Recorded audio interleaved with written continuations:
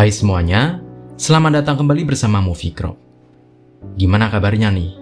Semoga kalian dan keluarga selalu sehat dan selalu bahagia ya.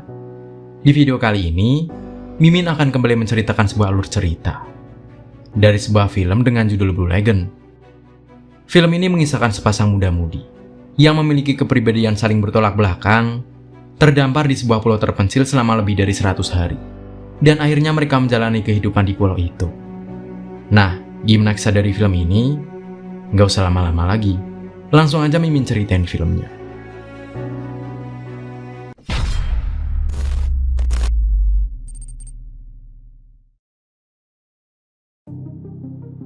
Di awal film, kita diperlihatkan dengan dua sosok muda-mudi yang berbeda karakter dan lingkungan. Emma merupakan gadis yang berasal dari keluarga utuh dan penuh kasih sayang. Berkat parasnya yang cantik, menjadikannya cewek paling populer di sekolahnya. Dia pun memiliki geng yang beranggotakan cewek-cewek populer di dalamnya. Hal itu berbanding terbalik dengan sosok Din. Dia dibesarkan oleh ayahnya seorang diri. Meninggalnya sang ibu seakan membuat dia menjadi pemuda yang pendiam dan suka menyendiri. Meskipun berwajah tampan, Din sering dijadikan bahan pergunjingan oleh geng Emma yang sekelas dengannya. Walaupun jarang bertegur sapa, sebenarnya Din dan Emma sudah saling memperhatikan sejak lama. Beberapa hari kemudian, sekolah mereka akan mengadakan perjalanan jauh ke Trinidad untuk sebuah acara bakti sosial. Din dan Emma menanggapi acara tersebut dengan sangat berbeda. Bagi Emma, ini merupakan kesempatan untuk bersenang-senang dan kumpul bareng teman-temannya. Sedangkan Din yang dari awal sudah berniat untuk tidak ikut, akhirnya atas desakan sang ayah dia pun terpaksa berangkat ke Trinidad. Kepopuleran gengnya membuat Emma seperti dibatasi pergaulannya oleh teman-temannya itu. Bahkan dalam urusan asmara, salah satu teman bernama Lizzie nampak berusaha menjodohkannya dengan Stephen. Dia adalah salah seorang pria populer di sekolah itu. Hari pertama di kota Trinidad, dihabiskan murid-murid sekolah dengan berenang. Kemudian di hari berikutnya, mereka sudah disibukkan dengan pembuatan sarana prasarana untuk kemajuan kota itu.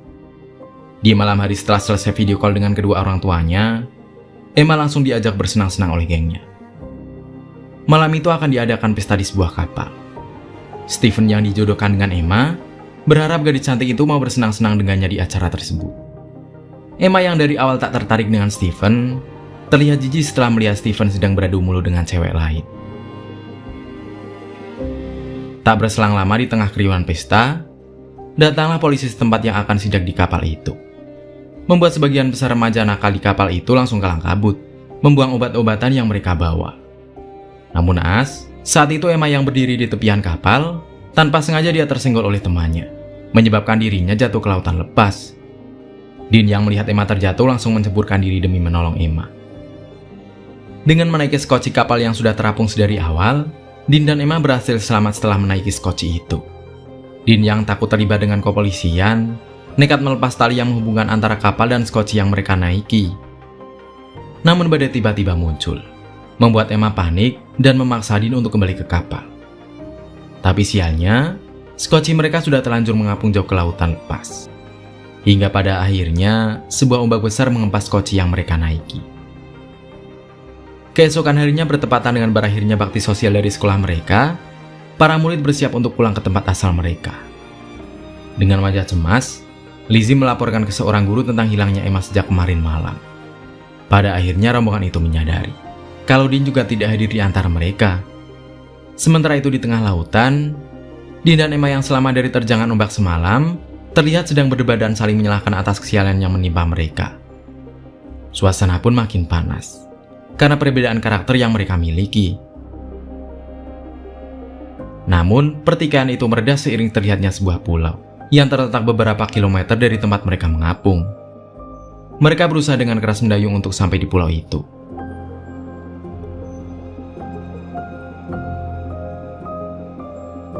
Sesampainya di pulau itu, Din dan Emma bergegas masuk ke dalam hutan untuk mencari penginapan. Mereka salah mengira kalau pulau tersebut memiliki penghuni selain mereka berdua. Sebelum masuk ke dalam hutan, Din sempat mengambil pistol suar dari skoci. Dia merasa akan membutuhkannya suatu saat nanti. Orang tua Din dan Emma yang baru saja mendapatkan kabar buruk tentang anak-anak mereka, langsung meminta bantuan pihak berwajib. Bahkan tanpa menghiraukan buruknya cuaca saat itu, para orang tua itu nekat berangkat ke Trinidad. Dengan pengetahuan tentang survival yang seadanya, Dean dan Emma menelusuri hutan yang nampak belum terjamah oleh manusia. Mereka sangat terpukau melihat pemandangan di depan mata, yang memperlihatkan sebuah laguna biru dihiasi air terjun kecil yang indah. Dean pun tergiur untuk berenang di laguna itu. Namun Emma melarang dan memaksa Dean untuk segera mencari bantuan bersamanya. Meskipun sudah berjam-jam mengelilingi pulau, mereka berdua tak menemukan orang lain di sekitar sana. Air laut yang kala itu sedang pasang menambah kesengsaraan bagi Dean dan Emma. Mereka kaget ketika skoci yang tadi ditinggal di tepi pantai hilang terseret ombak.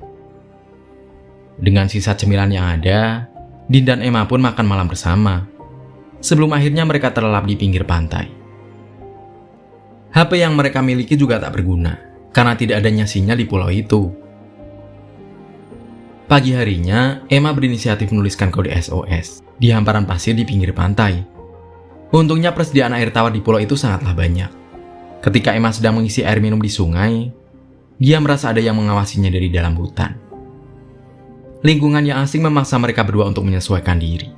Di antara lebatnya hutan dan hempasan ombak di pinggir pantai, mereka membangun sebuah gubuk sederhana untuk berlindung.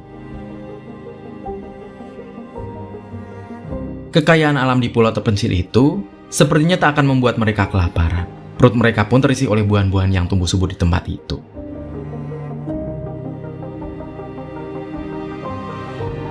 Sementara di tempat lain, orang tua mereka berusaha semaksimal mungkin untuk mencari keberadaan anak-anaknya. Namun, karena terbatasnya sumber daya manusia dan luasnya area penelusuran, membuat usaha mereka selalu berbuah nihil. Dan sampailah pada sebuah titik, di mana pencarian Emma dan Dean dihentikan oleh pemerintah setempat, sehingga orang tua mereka harus menggunakan dana pribadi untuk melanjutkan pencarian anak-anak mereka. Suatu ketika betapa syoknya Emma melihat tulang manusia di dekat gubuk yang mereka buat. Dia berasumsi kalau nasib dirinya dan Dean akan sama seperti tulang itu. Dengan sabar, Dean memberikan support pada Emma, bahwa mereka masih memiliki harapan dan kuat kalau terus bersama-sama. Karena situasi dan kondisi yang mengharuskan mereka untuk terus berduaan, akhirnya benih cinta pun tumbuh di hati mereka. Didukung dengan suasana yang romantis, Dean dan Emma mencurahkan seluruh perasaannya dengan kegiatan yang nikmat. Keesokan paginya, Dean menguburkan tulang manusia yang mereka temukan. Dean menjelaskan pada Emma kenapa dia menguburkan tulang manusia yang mereka temukan. Itu karena Dean ingin menghilangkan rasa bersalahnya, karena dia tidak hadir ke pemakaman sang ibu di masa lampau. Dean merasa kalau dia menjadi penyebab meninggalnya sang ibu, karena kecelakaan mobil saat mengantarkannya latihan sepak bola.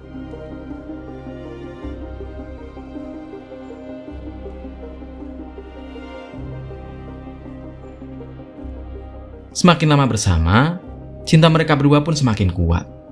1 bulan setelah hilangnya Dean dan Emma, orang tua mereka akhirnya dengan sangat terpaksa harus berdamai dengan kenyataan dan kembali ke kehidupannya meskipun tanpa anak-anak yang mereka cintai. Di saat Emma yang mulai putus asa, ada Dean yang tanpa bosan meyakinkan Emma untuk tetap bertahan. Berkembangnya kemampuan mereka dalam mencari makanan pun diiringi dengan terus berkembangnya kemampuan mereka untuk melakukan berbagai gaya saat menikmati sebuah kenikmatan duniawi.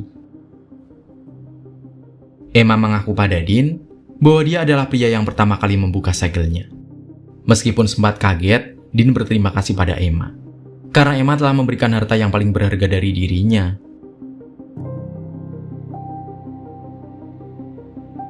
Kesempatan untuk pergi dari pulau itu hadir kala sebuah pesawat melintas.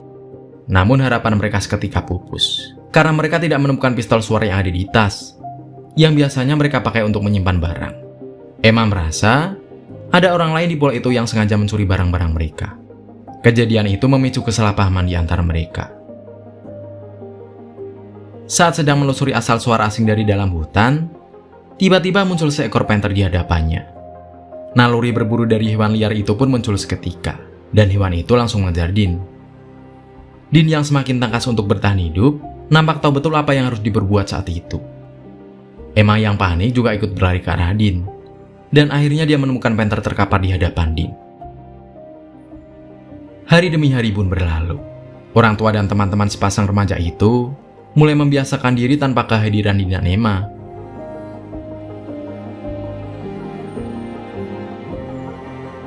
Hal yang sama juga terjadi pada Dinda Nema. Mau tak mau, mereka menjalani kehidupan serba seadanya di pulau terpencil itu.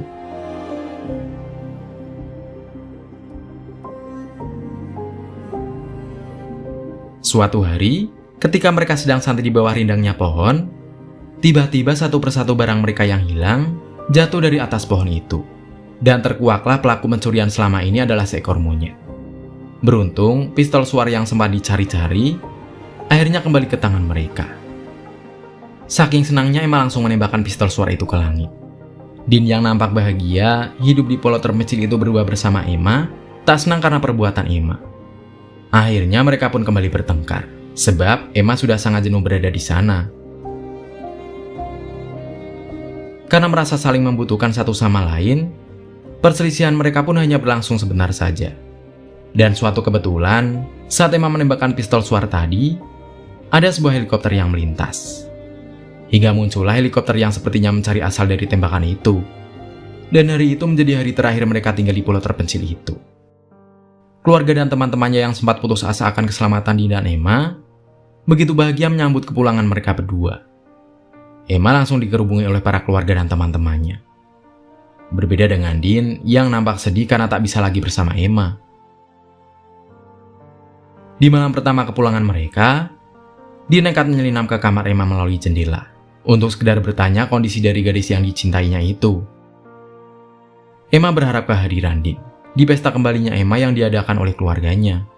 Kehidupan sepasang remaja itu pun kembali seperti sedia kala, di mana Emma kembali berkumpul dengan gengnya, sedangkan Din masih tetap suka menyendiri. Namun di balik itu, mata mereka berdua nampak saling mencari satu sama lain.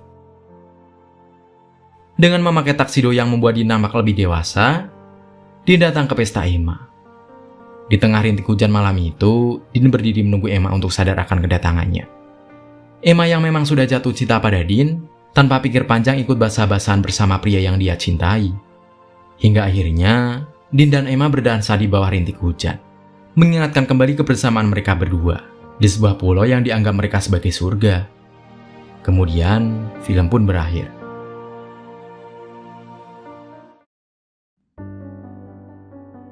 Kenikmatan dunia adalah suatu hal yang terkadang lupa kita sadari, sebagai rizki yang Tuhan berikan kepada kita. Berbuat baiklah dengan hati yang tulus, sebagai wujud terima kasih atas anugerah yang telah Tuhan turunkan. Salah satunya jodohmu yang entah dari mana datangnya. Nah, menurut kamu, pesan moral apa yang dapat kamu petik dari film ini?